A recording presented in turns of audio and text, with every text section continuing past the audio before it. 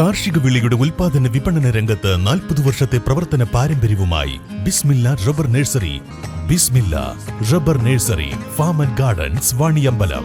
LDFന്റെ പരാജയ കാരണങ്ങൾ എണ്ണി പറഞ്ഞ് CPM സംസ്ഥാന കമ്മിറ്റി അംഗം AN ഷംസീർ വെള്ളാപ്പള്ളി മലപ്പുറത്തെ ആക്ഷേപിച്ചപ്പോൾ പാർട്ടി ശക്തമായി തള്ളിപ്പറയാത്തത് തോൽവിക്ക് കാരണമായതായി അദ്ദേഹം തുറന്നടിച്ചു. കാളികാവിൽ നടന്ന സഖാവ് കുഞ്ഞാലി അനുസ്മരണത്തിലായിരുന്നു ഷംസീറിന്റെ കുറ്റസമ്മതം.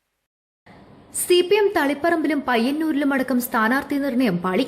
വെള്ളാപ്പള്ളി നടേശൻ മലപ്പുറത്തെ ആക്ഷേപിച്ചപ്പോൾ പാർട്ടി തള്ളിപ്പറഞ്ഞതിൽ ഊക്കുണ്ടായില്ല. പിണറായി വിജയനെ മുണ്ടുടുത്ത മോദി എന്ന് ശക്തമായ പ്രചരണം വന്നു. അയ്യപ്പ സംഗമത്തിൽ യോഗി ആദിത്യനാഥിന്റെ പ്രസംഗം വായിച്ചതും തെറ്റായ സന്ദേശമാണ് നൽകിയതെന്ന് അദ്ദേഹം പറഞ്ഞു.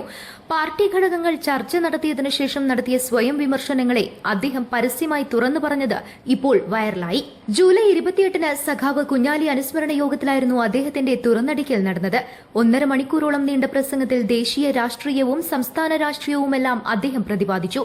ഈ പ്രസംഗത്തിനിടെയാണ് ഇതുവരെ പാർട്ടി പുറത്ത് പരസ്യമായി നടത്താത്ത സ്വയം വിമർശനങ്ങളെ തുറന്നടിച്ചത്. ഈ പ്രസംഗമാണിപ്പോൾ സോഷ്യൽ മീഡിയകളും മാധ്യമങ്ങളുമെല്ലാം ഏറ്റെടുത്ത് വൈറലാക്കിയത്. അതുകൊണ്ട് നിരാശയ്ക്ക് യാതൊരു അടിസ്ഥാനമില്ല. ചിലർ ചോദിക്കുകയല്ല, സ്വകാര്യം ചോദിക്കും, സഖാ വല്ല രക്ഷയുണ്ടാവോ? നിരാശയുടേതായ ഒരു സാഹചര്യം ഇപ്പൊ കേരളത്തിലില്ല. വർദ്ധിത വീര്യത്തോടെ ഇടതുപക്ഷ ജനാധിപത്യ മുന്നണി കേരളത്തിൽ തിരിച്ചു വരും. അതിന്റെ സാഹചര്യമുണ്ട്. എന്താ നമ്മൾ തോക്കാൻ കാരണം? തോക്കാൻ പല കാരണങ്ങളുണ്ട്. അതിലെ ചില കാരണങ്ങൾ പാർട്ടി ജനങ്ങളോടും പറഞ്ഞിട്ടുണ്ട്. ഞങ്ങൾക്കെതിരെ പിറ്റിന പറച്ചിലാണ്. പിണറായി വിജയനും മോഡിയും തമ്മിൽ അന്തർധാര. എന്താ പറഞ്ഞ? പിണറായി മോഡിയും തമ്മിൽ അന്തർധാര. പിണറായി വിജയൻ മുണ്ടെടുത്ത മോഡിയാ. ഇതാരാ പ്രചരിപ്പിച്ചത്?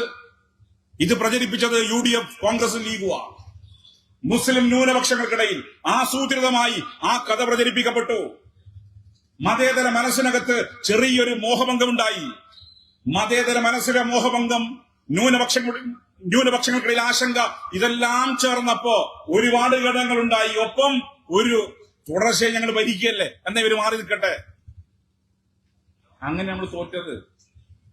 35 സീറ്റ് നമുക്കുള്ളൂ ഇപ്പൊ. 35, 102 അവർക്ക്, 35 ഞങ്ങൾക്ക്, 3 സീറ്റ് BJPക്ക്.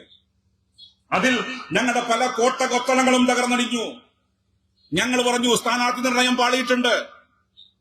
തളിപ്പറമ്പിലും പയ്യന്നൂരിലും ഞങ്ങളുടെ സ്ഥാനാർത്ഥി നിർണയം പാളിപ്പോയി. ഞങ്ങൾ പറഞ്ഞു ജനങ്ങളോട്, ഇതിനപ്പുറത്ത് ഒരു പാർട്ടി എന്ത് സ്വയം വിമർശനം നടത്തണം? സ്വയം വിമർശനം നടത്തി ഞങ്ങൾ പറഞ്ഞു ഞങ്ങളുടെ സ്ഥാനാർത്ഥി നിർണയം പയ്യന്നൂരിലും തളിപ്പറമ്പിലും പാറി.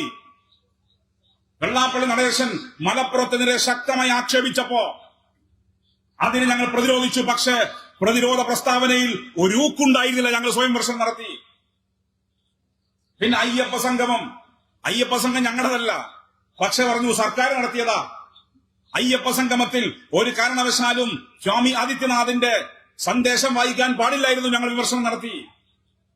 ഇങ്ങനെ നടത്താൻ കുഞ്ഞാലിയുടെ പാർട്ടിക്കല്ലാതെ വേറെ ആർക്കാ സാധിക്കുക?